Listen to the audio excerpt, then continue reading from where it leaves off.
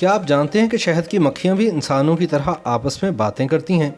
سائنسدان مسلسل کائنات کے رازوں سے پردہ اٹھانے کے لیے تحقیق میں لگے رہتے ہیں۔ حال ہی میں ماہرین نے اس سوال کا جواب ڈھونڈا ہے کہ شہد کی مکھیاں آخر کیسے بات کرتی ہیں۔ سائنسدانوں کے مطابق شہد کی مکھیوں کا ایک مخصوص ڈانس کا طریقہ ہوتا ہے جس سے وہ ایک دوسرے سے بات کرتی ہیں۔ شہد کے چھتے پر کام کرتی ہوئی یہ مکھیاں بظاہر اپنے کام میں مصروف دکھائی دیتی ہیں، لیکن ساتھ ہی ان کے درمیان بات چیت کا عمل بھی جاری رہتا ہے۔ ان کی بات چیت کا طریقہ رقص پر مبنی ہوتا ہے جو کہ ویگل ڈانس کے نام سے جانا جاتا ہے۔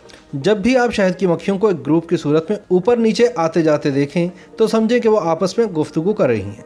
وہ اس ہل جل کے درمیان بھی ویگل ڈانس یعنی بات چیت کر رہی ہوتی ہیں۔ ان کی پیغام رسانی کا عمل بھی اسی طرح چلتا ہے۔ جب کوئی شہد کی مکھی کسی باغ میں پھول کی تلاش کے دوران ایسا پھول دیکھ لیتی ہے جس کا ذائقہ سب سے اچھا ہوتا ہے تو وہ فوراً واپس جا کر ویگل ڈانس کے ذریعے اس کے بارے میں دوسری شہد کی مکھیوں کو بتاتی ہے۔ یوں اس پھول کے گرد اس کے گروپ میں موجود مکھیاں آ جاتی ہیں جو کہ مل کر اس ذائقہ دار پھل کا رس چوستی ہیں۔ شہد کی مکھیوں کے ایک ساتھ کئی پیغامات ویگل ڈانس کے ذریعے چل رہے ہوتے ہیں، لیکن اس میں کبھی غلطی نہیں ہوتی۔ سب پیغامات شہد کی مکھیاں صحیح طرح سے سمجھ رہی ہوتی ہیں۔ اگر وہ ایک جگہ چھتے پر کام کرتی دکھائی دیتی ہیں اور کئی مکھیاں ان کے ساتھ آ کر مل رہی ہیں تو اس وقت ان کا کام اور بات چیت دونوں ہی ساتھ ساتھ چل رہے ہوتے ہیں۔ کسی مخصوص میٹھے اور اچھے ذائقے کے پھول یا باغ کی جگہ بتانے کے لیے شہد کی مکھی رقص کرتی ہوئی آتی ہے۔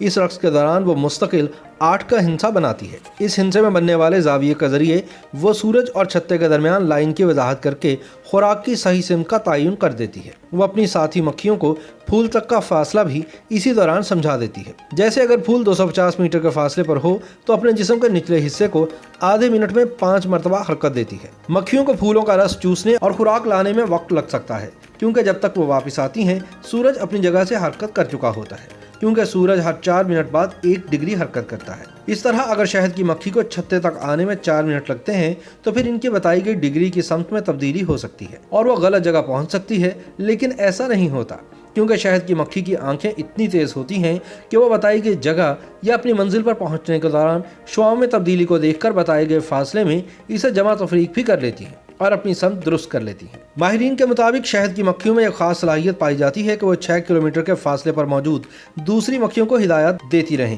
یہ ایسے وقت میں زیادہ دیکھنے میں آتا ہے کہ جب 6 کلومیٹر کے فاصلے پر 2 الگ الگ مکھیاں کام کر رہی ہوں۔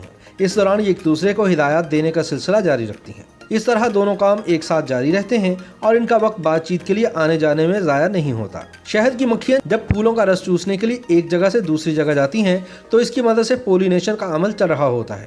کہا جاتا ہے کہ دنیا کی 124 مختلف فصلوں میں سے 70% فصلوں کو اگانے کی وجہ شہد کی مکھیاں بن رہی ہوتی ہیں، کیونکہ یہ پھولوں، پودوں اور دیگر فصلوں کے پولن گرینز کو ایک جگہ سے دوسری جگہ لے جاتی ہیں۔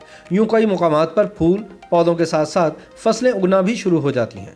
تاہم اب شہد کی مکھیوں کو زراعت اور ماحول میں آتی ہوئی تبدیلیاں نقصان پہنچا رہی ہیں، کیونکہ مختلف کیمیکلز اور کیڑے مار ادویات کی وجہ سے مکھیوں کی زندگی کو بھی خطرات لاحق ہیں، جس کے خدشے کا اظہار بار بار کیا جا چکا ہے۔ YouTube پر گوگلی نیوز دیکھنے کے لیے youtube.com کی سرچ بار میں googly news T V type کریں۔ گوگلی نیوز کے پیج پر سرخ رنگ کے سبسکرپشن والے بٹن پر کلک کرنا نہ بھولیے۔ YouTube پیج پر اپلوڈ ہونے والی ویڈیوز سے باخبر رہنے کے لیے بیل آئیکن پر کلک کیجیے۔ آپ کو ہر نئی ویڈیو کے بارے میں نوٹیفیکیشن موصول ہو جائے گا۔